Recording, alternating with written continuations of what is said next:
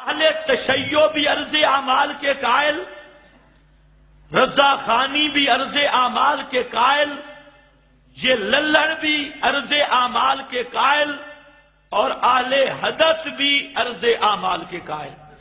یہ سارے فرقے اب ان کا عقیدہ ہے کہ نبی کریم صلی اللہ علیہ وسلم پر امت کے اعمال پیش ہوتے ہیں، انبیاء اولیاء پر امت کے اعمال پیش ہوتے ہیں۔ مسلمانی ودشو پیغمبر ودم نه دی ویخ دی او د امت د اعمالو په معاینه باندې مصروف دی، قبر کې ژوند دی او ویخ دی، ودم نه دی ویخ دی او د امت د اعمالو په معاینه باندې مصروف دی، قبر کې ژوند دی او امت د اعمالو په معاینه باندې مصروف دی، قبر کې ژوند دی او ویخ دی۔ نو کہ قرآن مقدس کے مقابل کوئی عقیدہ قابل قبول نہیں، عقیدہ وہی حق ہے جو قرآن نے بیان کیا۔ اب اسی سلسلہ میں چند آیات آپ کے سامنے رکھتا ہوں، پورا مسئلہ بیان نہیں کروں گا، صرف مثال دینا مقصد تھا۔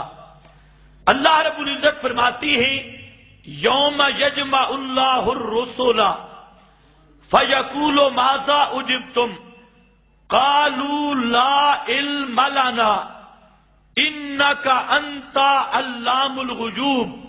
یوم یجمع اللہ الرسل، جس دن جمع کرے گا اللہ الرسل، الرسل میں امام کائنات بھی شامل، امام کائنات بھی الرسل کا فرد، تمام رسول، جمع پہ الف لام آ گیا، اور جمع کا الف لام بتا رہا ہے کہ حضرت ابراہیم بھی، حضرت اسماعیل بھی، حضرت موسیٰ بھی، حضرت عیسیٰ بھی، اور خود حضرت محمد مصطفیٰ بھی، سب کی بات یوم یجمع اللہ الرسل، جس دن جمع کرے گا اللہ رب العزت سب رسولوں کو، فیقول ماذا اجبتم، فرمائیں گے ماذا اجبتم، کیسے تم قبول کیے گئے، ماذا اجبتم،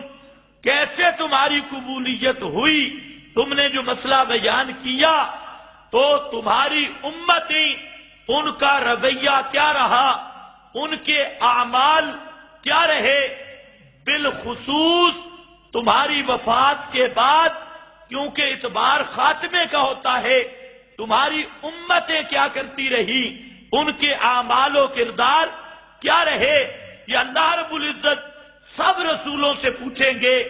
اور یہ معنی جو میں عرض کر رہا ہوں، امام رازی نے اسی پہلو کو لیا، سید محمود آلوسی نے اسی پہلو کو لیا، حتیٰ کہ مولانا سرفراز خان نے ازالت الریب کتاب میں اسی پہلو کو لیا کہ ماذا اجبتم کا سوال، اس کا تعلق بعد الوفات کے ساتھ ہے۔ اس کی دلیل آگے جو اللہ نے بطور علت کے جملہ ذکر کیا، انک انت علام الغیوب، یہ لا علم لنا، اس کی علت کے طور پہ ذکر کیا، تو یہ علت بتا رہی ہے کہ ماذا اجبتم کا تعلق بعد الوفات کے ساتھ ہے۔ تو اس آیت کے متعدد توجیہات ہیں، بہرحال قرآن پاک ہر وجہ سے حجت ہے اور ہر وجہ اس کی قابل استدلال ہے۔ تو اللہ رب العزت نے فرمایا قیامت کے میدان میں اللہ رب العزت رسولوں سے پوچھیں گے ماذا اجبتم، اللہ کے سارے رسول جواب دیں گے قالوا لا علم لنا، اللہ ہمیں پتہ کوئی نہیں۔ کیوں؟ جب ہم دنیا سے چلے گئے دنیا ہم سے غائب ہو گئی، جب ہم نے دنیا کا جہان چھوڑ دیا اور جہان بدل گیا، اسباب ختم ہو گئے، اور وہ علم جو بغیر اسباب کے ہو اسی کا نام علم غیب ہے۔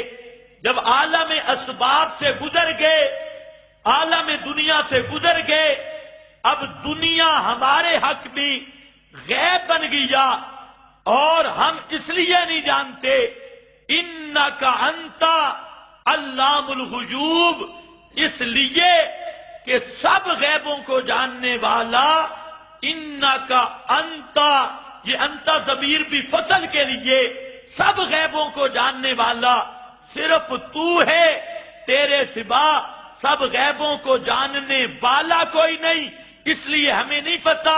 لا علم لنا اے بعد وفاتنا، ہماری وفات کے بعد، موت کے بعد ہماری امتیں کیا کرتی رہی، لا علم لنا، اللہ ہمیں پتہ شتا بالکل کوئی نہیں۔ اب یہ ہے قرآن۔ قرآن کہتا ہے رسولوں کو بھی وفات کے بعد امتوں کے احوال کا پتہ نہیں ہے، اور سب رسول، اب جو شخص کہے اماموں کو پتہ ہے، اس کا قرآن پر ایمان ہے؟ جو کہتے ہیں ہر کافر مومن رشتہ دار پہ عرض اعمال ہوتا ہے، اس کا قرآن پہ ایمان ہے؟ اور جو کہتا ہے امام الانبیاء صلی اللہ علیہ وسلم پر ہر سوموار اور جمعرات کو یا ہر صبح و شام امت کا ہر عمل پیش ہوتا ہے، تو کیا وہ آدمی قرآن پہ ایمان کا دعویٰ کر سکتا ہے؟ قطعاً نہیں کر سکتا۔ اس لیے میرا بھائی، یا یہ گندا عقیدہ چھوڑنا ہوگا، اگر تو یا پھر مسلمان کہلوانا چھوڑنا ہوگا۔ مسلمان وہ ہے جس کا قرآن پہ ایمان ہے، اور قرآن پاک کی یہ نص قطعی یہ مسئلہ تو ٹوک کر کے بتا رہی ہے کہ موت پیغمبر پہ آئے، امتی پہ آئے۔ جب رسولوں کو پتہ نہیں تو اماموں کو کیسے ہوگا؟ جب رسولوں کو پتہ نہیں تو پیروں فقیروں کو کیسے ہوگا؟ جب اللہ کے اولو العزم پیغمبر امام الانبیاء کو پتہ نہیں، قالوا لا علم لنا، وہ خود کہیں گے قیامت کے میدان میں اللہ ہمیں کوئی پتہ نہیں، انکا انتا علام الغیوب۔ اس کی وجہ یہ ہے کہ سب غیبوں کو جاننے والا صرف تو ہے، تیرے سوا کوئی نہیں۔ یہ اب قرآن کی